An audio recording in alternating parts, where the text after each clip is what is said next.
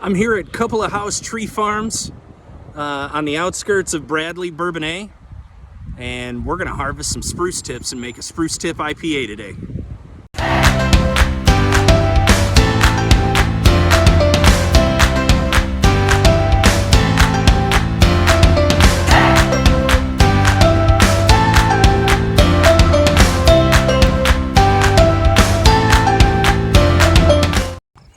How big is the acreage here?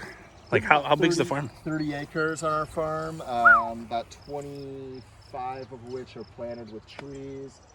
The rest is like kind of the yard areas and some natural areas. We've got a creek that runs through it, so obviously we're not planting where the creek is. And yeah, one of the nicest things about our farm is it backs right up to a remote corner of Kankakee River State Park. And so we have these woods that are fairly remote and inaccessible from the rest of the state park, but we have our own like kind of little trails and stuff that go back through this. So Very it's kind cool. of nice. Yeah, we like it here. It's a lot of work, but we get to live here, so that makes it worth it. All right, I'm here with Ben Keller of Cupola House Tree Farm. I hope I'm pronouncing that correct. Close enough. Close enough. Yeah. And here we're going to talk about the tree selections that they have, as well as what to look for when we're harvesting spruce tips. All right, so this is a Norway spruce. I think we're gonna harvest from this because it has a lot of nice sort of younger tips on it. So the older growth has more woody branches like this.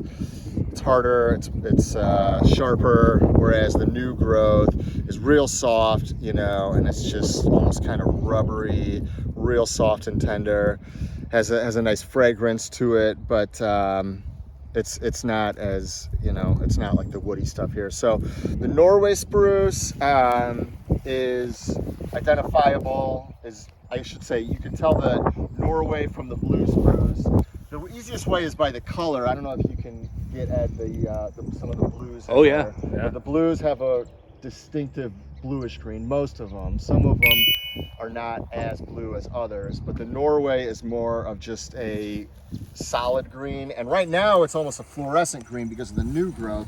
Well, in a few weeks, once that new growth sort of hardens off and matures, it'll be a uniform dark green. And then also on the farm we have a few varieties of fir trees and a few varieties of pine trees. But from what I gather, we're looking for a beer. We want the spruce, right?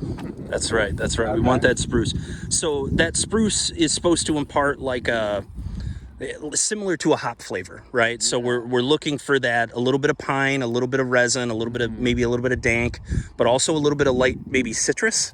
Would you say that comes off of these things? It's almost like a little bit of citrus and I don't want to say turpentine, but like a little bit of like something kind of along those lines. Pine. Like a danky pine kind of? Kind of pine, yeah. Like when you get a little sap on your hands and you smell that, like that lumber kind of smell. It's like a little bit of that, but also like you say with the citrus too, which gives it that nice kind of fresh smell.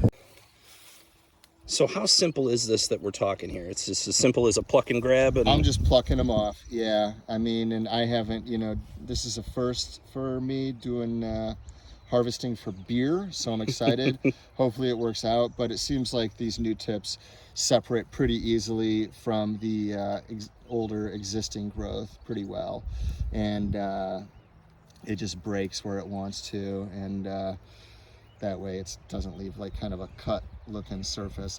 Although it would be fine if they did, because I have to hand trim these trees every year anyway, so they do get kind of a cut, sheared look to them. But it just seems to go a lot quicker just pulling them off by hand than it would be to like snip each one. So fair enough. I'm just snipping them, or pulling them off rather, not snipping.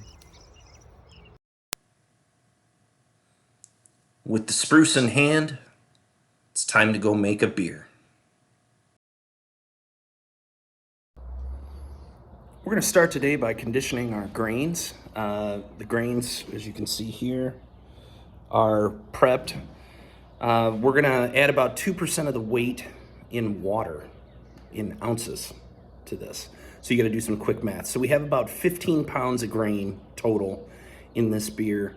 It's a mix of Maris Otter, light Munich, some American Vienna, and some Caramel 20 is what I'm working with today. And we're gonna add all together a little under 5 ounces, like 4.8 ounces of water. And basically I'm gonna apply it with a water bottle, and we're gonna let it sit for about 10 to 15 minutes before we mill the grain. This was a pass on from somebody within the club as to how to go about conditioning your grain, because you end up with a higher yield. And in fact, you do. It increased my efficiency a good 5 to 7% just by conditioning the grain, because I was able to crush a little finer without having to worry about shredding the husks and all of the stuck sparges that go with it.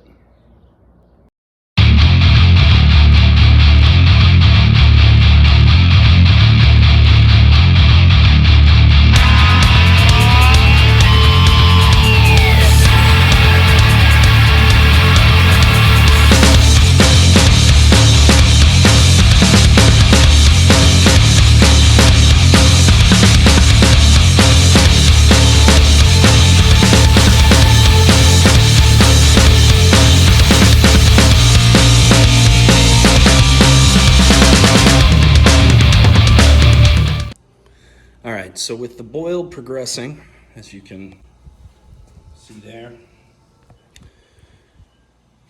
we're going to measure out our 3 ounces of spruce tips. So if you can see that there, we're just a shade over 3 ounces.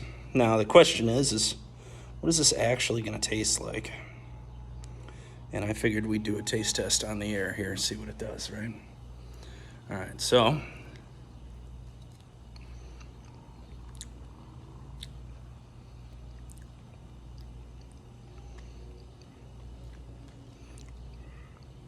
that's a pine tree. It's soft, which is interesting. There's definitely pine, but there's like a citrus note to it. I actually kind of want a little bit more.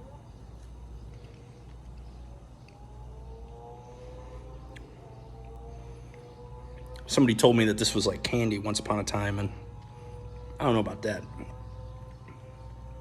That's different. I'd keep eating it. So there you go. So a little bit of pine, a little bit of citrus. I think that'll complement the Simcoe and the Citra very, very nicely, especially in an IPA.